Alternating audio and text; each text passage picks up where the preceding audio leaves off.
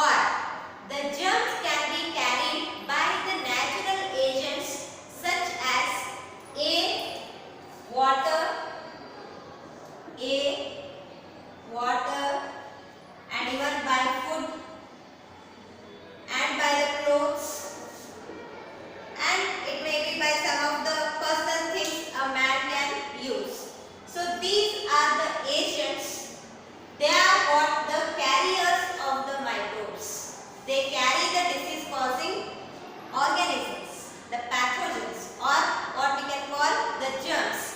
So these air, water, food, clothes and some of the other personal materials which are used by the infected person.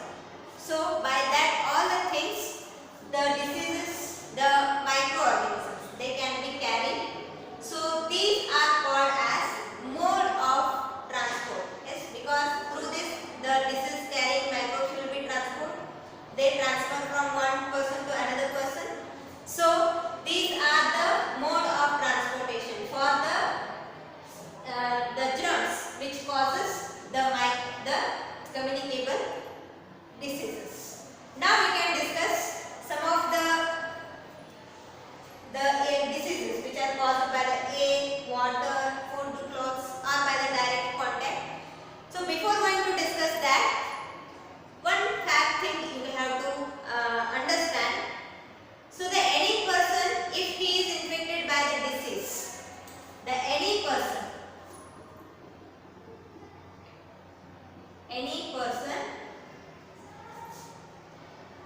infected by a disease.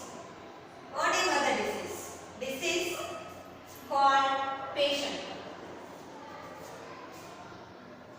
Any person, if he has a disease, then the person is called patient.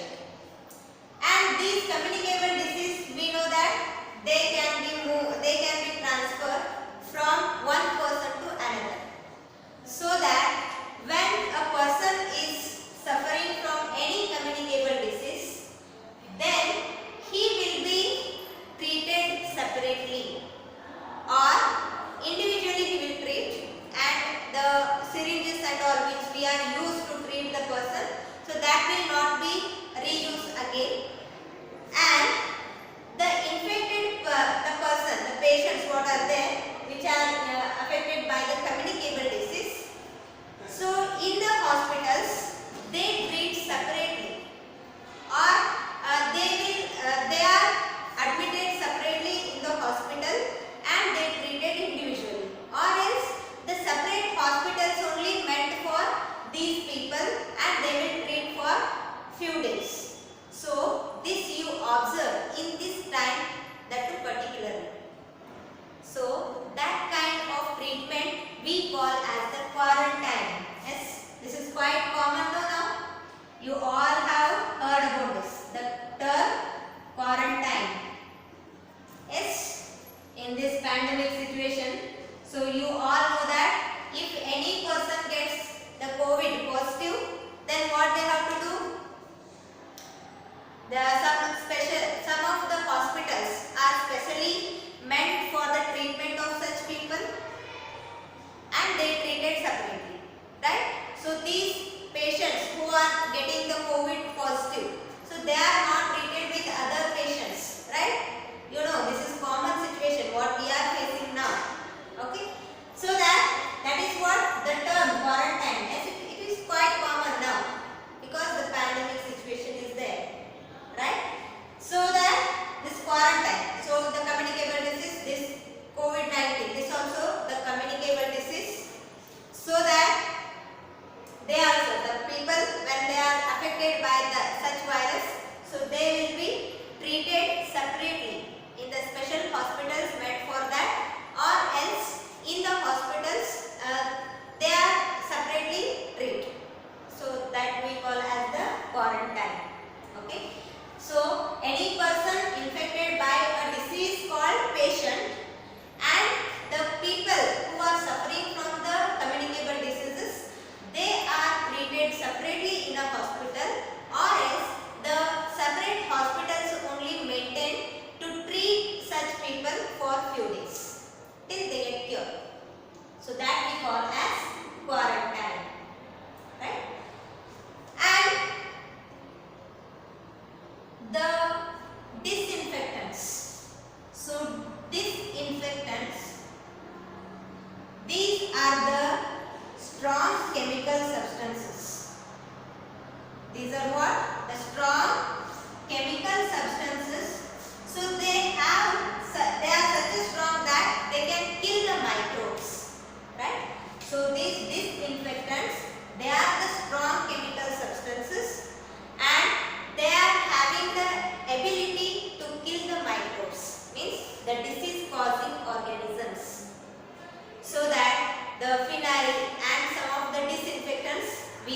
using, means nowadays, that too especially in this time, we are using many disinfectants. So likewise, the phenol and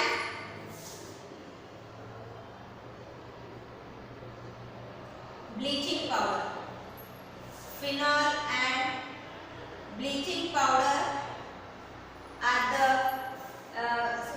some example. Bleaching powder are some example for the disinfectants. So nowadays we are using many sanitizers, and also we use many hand washes, and we mop our floor with some disinfectants, the phenols and all. So these phenols, bleaching powder, they are all the disinfectants. They are the chemical substances. So they have the property, or they have the ability to kill the microbes which cause the diseases. Right? So here now we can discuss the spread of communicable disease through this mode of communication, or the mode of transport we can say, or the mode of transmission. Okay, the mode of transmission of these communicable diseases.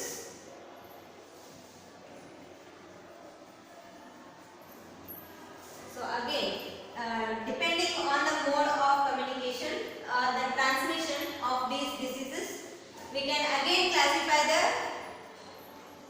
these communicable diseases. So the first one is airborne disease. Airborne diseases. So these airborne diseases are one that are spread by the air we breathe. Yes, when we breathe air, everybody are breathing, and when we breathe the air, some of the disease causing microbes will enter through the air, and through the air they will enter into our body, and then they causes the disease. So they are called the airborne diseases. So for example, when an infected person sneezes, or when he coughs, or when he spits on the road, so many microorganisms will be expelled with that when he coughs or when he sneezes without handkerchief and all. So some of the microbes, the pathogens, they will expel out when they spit. Through that many microorganisms will be releases. So they are the disease causing organisms. And when a person is there here nearby, so these microbes which can be expelled by when the person is sneezed, or when he coughs, or when he spits, so that time the microorganisms will be move in the air, and they may enter the body of another person, another healthy person, and they bring disease to that person also. So that is the reason what we have to do. We should keep some spittons. Spittons means they are the boxes which meant to spit. Okay, if you are having the cough and all, so you have to spit in the spittons. So you can carry it with you in the covers and all, so that if you want to spit, you can spit in the spitton and dispose carefully. So like that we can do. And when we are coughing or sneezing, we can hold the handkerchiefs and all. So by doing this, we can prevent the spread of the diseases, right? So because we all know that these communicable diseases, if I am the infected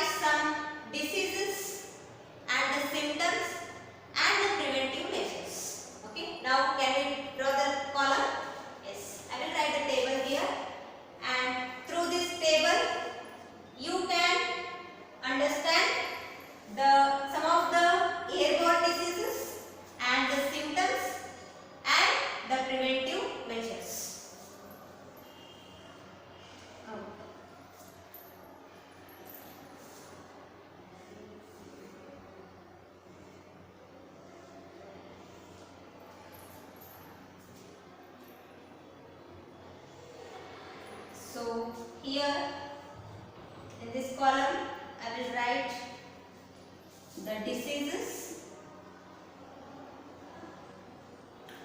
and the control measures, or you can write name of the diseases. Name of the disease and control measures. Control measures. Okay.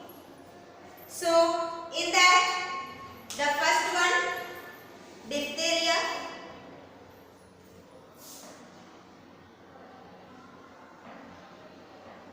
Diphtheria. So this is caused due to the bacteria, as we already learned in the previous class. And here the symptoms of this diphtheria are sore throat, chill and fever. Okay, these are the symptoms: the sore throat, chill and fever. So these are the symptoms of diphtheria. And the second one, it is German measles.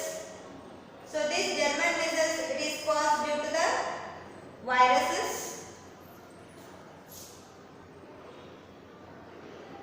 German measles.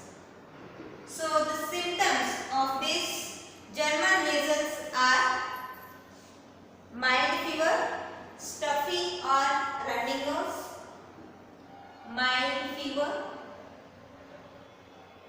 stuffy or running nose, and headache, pink rashes, headache,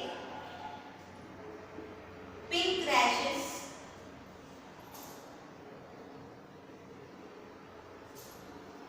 starting from face, then downwards. Starting from face and then downwards. So see here the German measles. So the symptoms of these German measles are mild fever, slightly the fevers will be there, and stuffy or running nose. Sometimes the nose may stuff or the running nose, headache and pink rashes. The pink rashes will be observed on your skin starting from the face. First the pink rashes will be start on the face and then they will start moving downwards. Means the rashes will be the pink rashes will be start from the face, again then it will spread downwards. So likewise these are the symptoms of the German measles. And the next one is the mumps. Mumps. So mumps are the diseases. So the symptoms of these mumps are swollen neck, fever, headache and joint pains.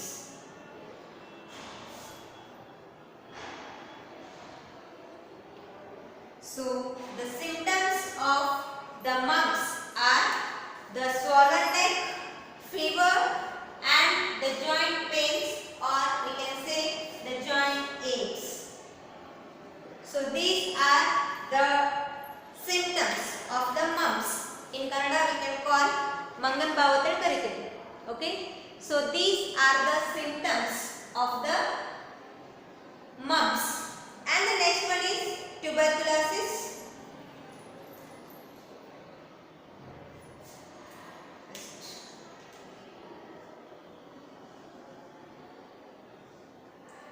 Next one is the tuberculosis.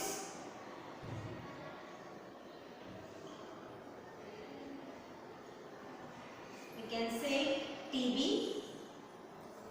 So the symptoms of this TB are bad cough, coughing blood with sputum in advanced cases, bad cough and coughing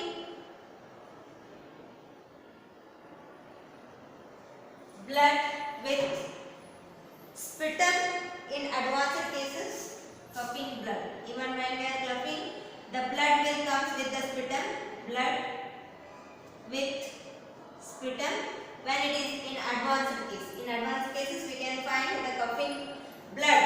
So when they cough, the blood will come with the sputum. In advanced cases,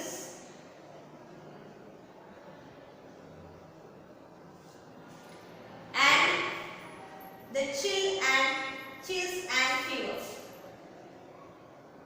Chills and fever. So these are the symptoms of tuberculosis. In short, we can say TB. So these are some of the airborne diseases. So the name of the disease, diphtheria. The symptoms are sore throat, chills and fever. And German measles, the symptoms of the German measles are mild fever, stuffy or running nose, headache, pink rashes,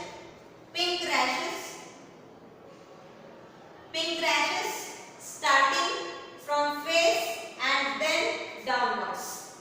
And the mumps, the swollen neck, fever, headache and joint pains or joint aches. And the tuberculosis, the TB, in short we can say bad cough and coughing blood with sputum in advanced cases and chills and fever. So these are some of the airborne diseases. The control measures are cover mouth and nose while coughing. The first one, cover mouth and nose while coughing, because we all know that when we cough or when we sneeze, so that time the disease causing microorganisms will be expelled out, so that they can cause the diseases. So if we cover the nose and mouth while coughing, so that the microorganisms, they will not spread in the environment, so that we can prevent the disease. And the second one, use spittle with a cover and disinfectant. Use spittle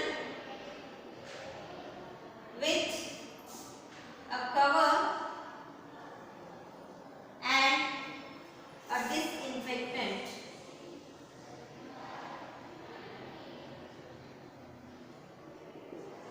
So when we are going out, so if you have the cups and all, so you can keep a spittle with you, okay, spittle, so that you can spit in that, and with a cover and a disinfectant. So always keep a disinfectant with you, like how we are using nowadays, okay. So that is good for us, so that we can prevent the disease, the spread of disease.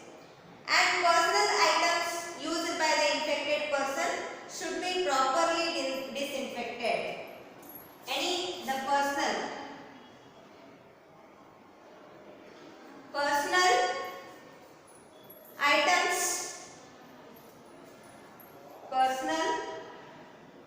items used by an infected person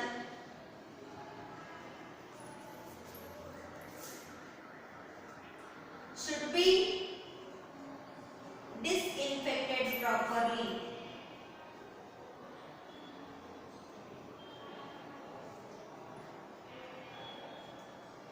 So when an infected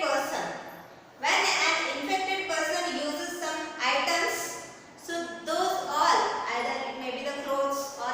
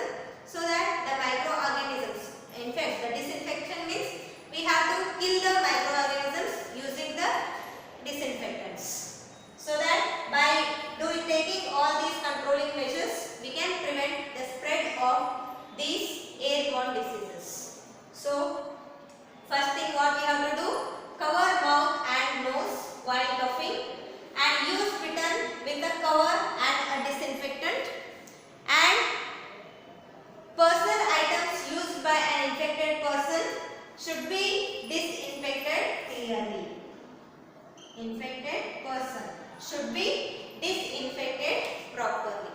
So these are the control measures to take to prevent the airborne diseases. Okay. And the next one we can discuss the waterborne diseases. Second one, waterborne diseases.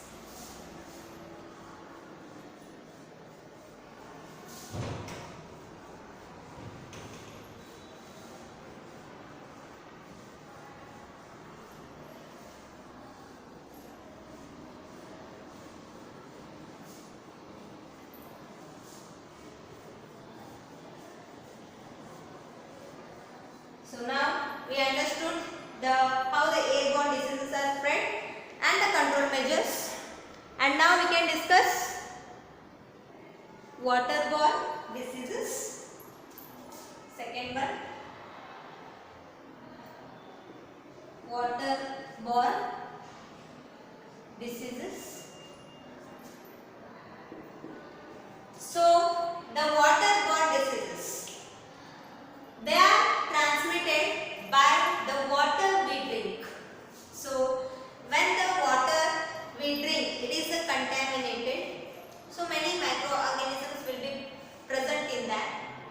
So that when we drink the same contaminated water, or when we use that contaminated water for cooking purpose or to washing the utensils and all, so then the microbes, the pathogens or the disease causing organisms, they will be enter our body and they cause many diseases.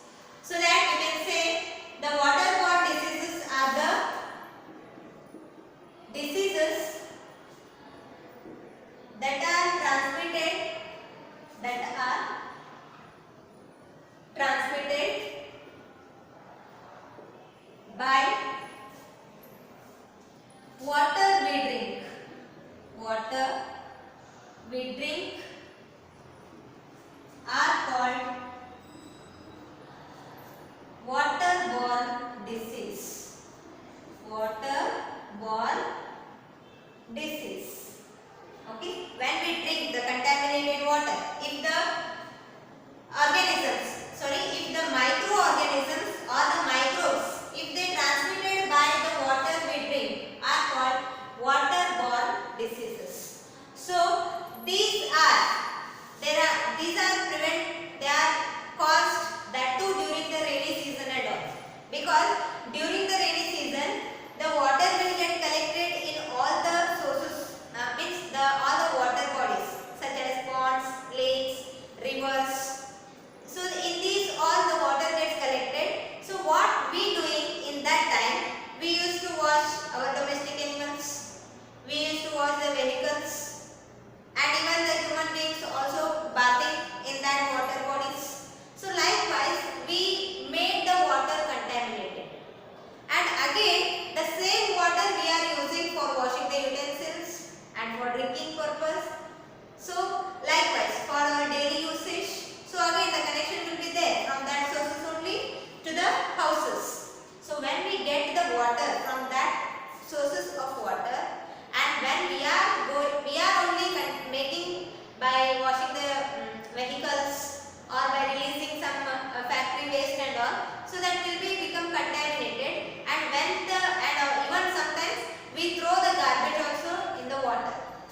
So by all these, some microorganisms will be grow, and when we consume that water, so they causes the disease. So they are called the waterborne diseases. And now we can discuss some of the waterborne diseases and their symptoms as well as the control measures. And see, in many cities and all, the poor drainage system. So drainages. So drainages are meant for the disposal of the wastewater. So the maintenance of that drainage system will be poor in some places. So that even sometimes they may reaches to the fresh water sources, the drainage water. So that may be reaches to the fresh water, the connection. So that the water gets contaminated, and the people who are living by areas. So when the drainages are maintained poorly, so that time the microorganisms, these microbes will start growing on that, and the people who are living nearby that area, so they are affected by the diseases, and when they communicate with others, so obviously they will also get the diseases. So likewise, these waterborne diseases will be spread from person to person. And now we can discuss some diseases and the control measures. So now again we can make the column here.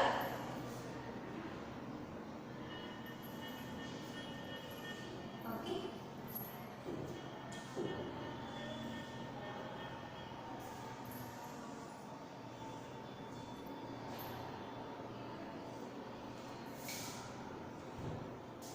Name of the disease. Name of the disease. Control measures.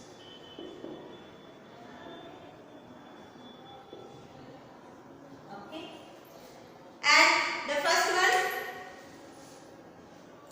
cholera.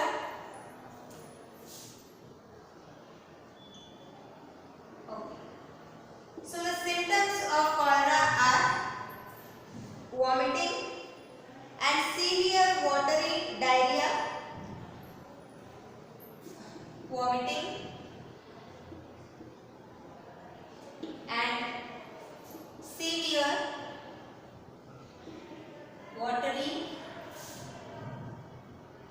diarrhea, which leading to the dehydration.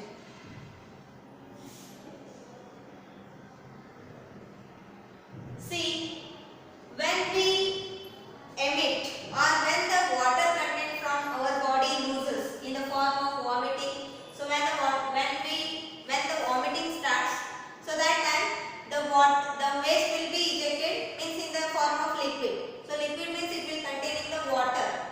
And also in the severe watery diarrhea, when we release the severe watery diarrhea, then again there also the water loss from the body takes place.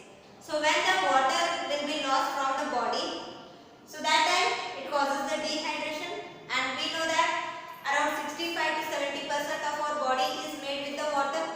So when the water loss takes place, so it will cause the many fatal diseases. So these are the symptoms of cholera. And the dysentery. The dysentery. So here many times the fever comes. The fever, severe stomach ache with cramps. Severe stomach ache with cramps, and also the watery stool, which may contain blood and mucus. Watery stool which may contains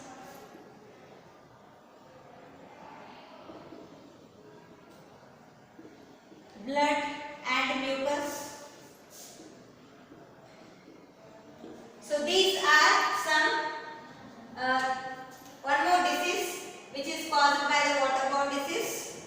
So here the dysentery. The symptoms of dysentery are fever, severe stomach ache with cramps. So stomach pain will be more, and also the watery stool will be ejected. So when we ejected the watery stool,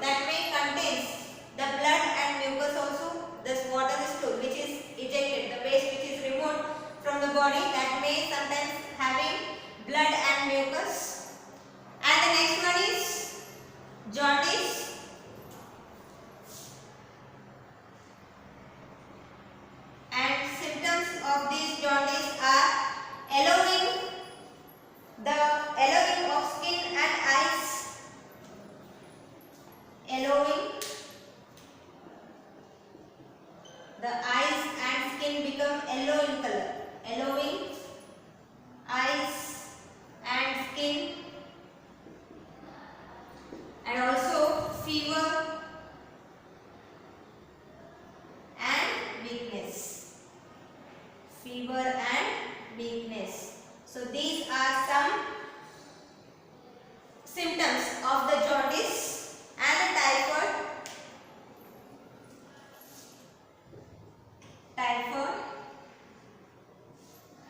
So the symptoms are high fever, sometimes above 104 degree Fahrenheit is the high fever. High fever with above 104 degree temperature, headache,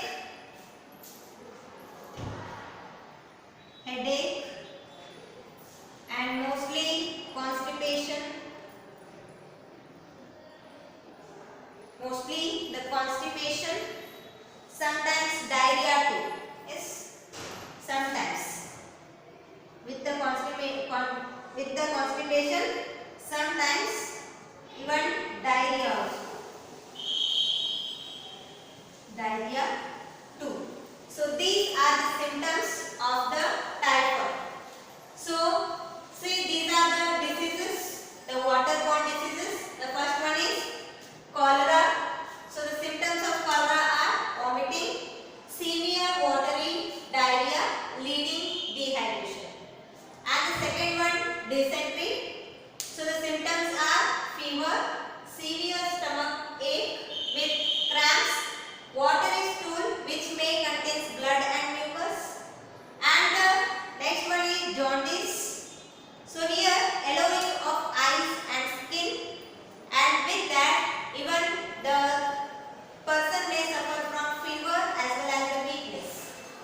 And the next one is typhoid. So high fever, the temperature will be goes above 104 degree Fahrenheit, and the headache, constipation, and sometimes diarrhea too. So these are some of the waterborne diseases and their symptoms. And now we can discuss about the control measures. What we have to do? Maintain hygiene close to water bodies.